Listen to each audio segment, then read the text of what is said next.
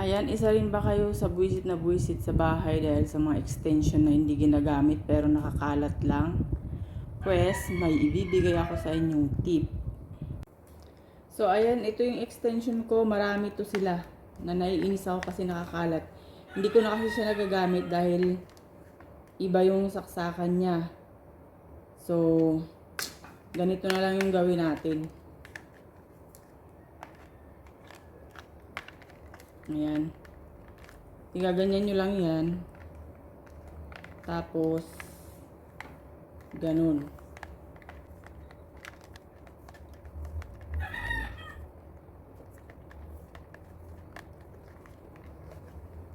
Tapos, ilalagay natin dito yung pinaka.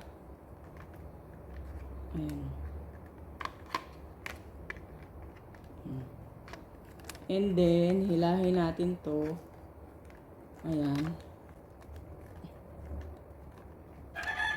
So, pwede na natin siyang isabit. Oh.